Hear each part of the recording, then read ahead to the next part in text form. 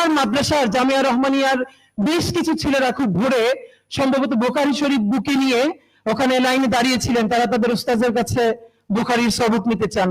তো উনি সেই জেলের গাড়ির মধ্য থেকে বলছেন, এই পড়া ছাড়বা না, এইভাবে পড়বা।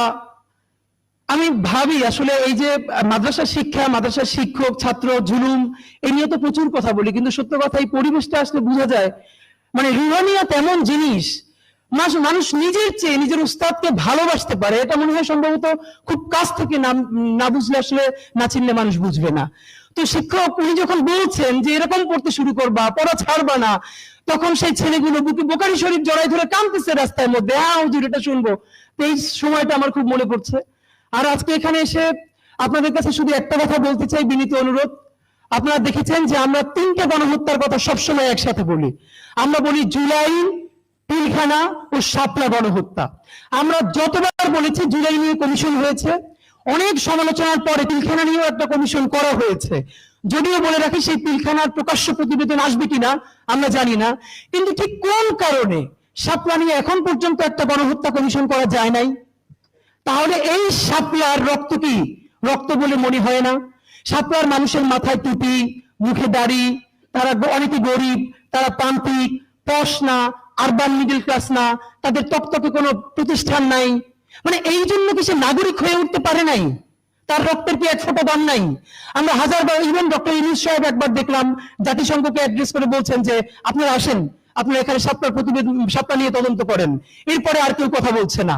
আপনাদের কাছে আমার শুধু একটা দাবি, অনেকে বলেছে যে আমরা যে ইনসাফের রাষ্ট্র বলি, ইনসাফের সমাজ যে কায়েম হচ্ছে এটা বুঝবো কিভাবে? এটা আমি প্রথম বলেছি, যেদিন শাহবাগ, সমস্ত শাহবাগ দাঁড়িয়ে প্রকাশ্য ক্ষমা চেয়ে শাপলার বিচারের জন্য রাস্তায় নামবে, সেই দিন বাংলাদেশে যে ইনসাফ কায়েমের প্রারম্ভ হয়েছে সেটা আমরা বুঝতে পারবো। এইখানে যাদেরকে আমরা দেখছি এরা তো শাপলার ভিকটিম। তো শাপলার বিচার কি শুধু শাপলার ভিকটিমরা চাইবে? শাপলার বিচার কি শুধু যার বাবা শহীদ হয়ে গেছে সে চাইবে? শাপলার ভিকটিম কি শুধু মাদ্রাসার ছেলেগুলোরই চাইবে? তাহলে বাকি যারা বাংলাদেশের নাগরিক, তাদের কি শাপলার বিচার লাগবে না? আমরা শাপলার বিচার চাই না বলেই তো এই আমাদের হুজুরেরা তারা অনেক সময় অন্য বিচার চায় না, এবং আমরা তখন বলি তারা কেন আমাদের পক্ষে কথা বলে না। এই বিভাজন ভেঙে শাপলা গণহত্যার জন্য কমিশন করতে পারতেই হবে আমাদেরকে। আমি আপনাদের কাছে বিনীত অনুরোধ করে যাই আজকে, এবং আমি সত্য কথা বলি, প্রথম দিক থেকে আমার ভীষণ মন খারাপ। আমি কওমি অঙ্গনের সাথে অনেকের কাছে বলেছি, বিচারও দিয়েছি দাবি নিয়ে, অধিকার নিয়ে, যে প্রায় জুলাই 10 মাস হয়ে গেল, এখন পর্যন্ত ইভেন হেফাজত থেকে শাপলা নিয়ে বড় কোনো প্রোগ্রাম নাই কেন? আমরা ছোট পরিসর থেকে, আমরা তো আমাদের মতো করে বলবো, আমরা তো ধর্মীয় দৃষ্টিকোণ থেকে না বলে আমরা একটা ন্যাশনাল ইন্টারেস্টের জায়গা থেকে বলি। হেফাজতকে আমরা ধর্মীয় গোষ্ঠী মনে না করে আমরা তাদেরকে নাগরিক কাউন্ট করে বলবার চেষ্টা করি, কিন্তু তাকে তো অনেক ফোর্স থেকে অনেক জায়গায় বলতে হবে। তো অত্যন্ত ধন্যবাদ যে অন্তত শাপলা স্মৃতি সংসদ অফিসিয়ালি করা হলো, এইটা শুরু হলো। গণহত্যার বিচার শুরু না করা পর্যন্ত শাপলা স্মৃতি সংসদ বন্ধ করা যাবে না, এটা আপনাদের প্রতি আমাদের বিনীত অনুরোধ। নাম্বার 2, এইখানে যত আলেম ওলামা আছেন, এই আলেম ওলামা তো থাকবেই, কিন্তু শাপলার বিচারের জন্য আমরা বাংলাদেশের ইউনিভার্সিটির ইভেন আমার টি শার্ট পরা বোনদেরকে পর্যন্ত রাস্তায় দেখতে চাই।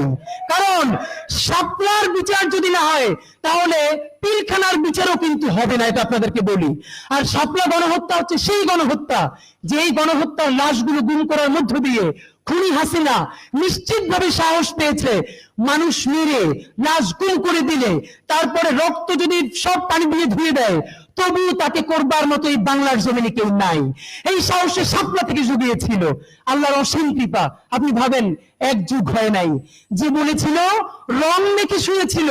আমি নিজে শাপলা চত্বরে আপনাদের বিকেলের দিন হঠাৎ করে ভ্যানের উপরে 4টা লাশ, একদিকে প্রচন্ড গুলি, একদিকে জানাজা, কোথায় যাব কোনো ঠিক নাই। এই গল্প অনেক জায়গায় বলেছি।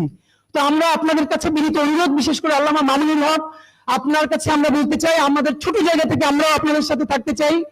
এর পরের প্রোগ্রাম আমরা দেখতে চাই গুলশানের ওয়েস্টিন অথবা কোনো 5 স্টার হোটেলে আপনারা শাপলার যত ডকুমেন্টেশন আছে, আপনারা অন্তত 51 জন শহীদের তালিকা দিয়েছেন, 51টা পরিবার, তাদের প্রত্যেকের ডকুমেন্টেশন ইংলিশে এবং আরবিতে করে যতগুলো এম্বাসি আছে প্রত্যেক রাষ্ট্রদূতকে দাওয়াত দিয়ে এরপরে 5 স্টার হোটেলে প্যারালালি ইংলিশ এবং আরবিতে ব্রিফ করতে হবে খুনি হাসিনা দিল্লির সহযোগিতায় কিভাবে বাংলাদেশে গণহত্যা চালিয়েছে। যতক্ষণ না পর্যন্ত বাংলার জমিনে শাপলা গণহত্যার বিচার হবে ততদিন জুলাই চলবে। বাংলাদেশ জিন্দাবাদ, ইনকিলাব জিন্দাবাদ।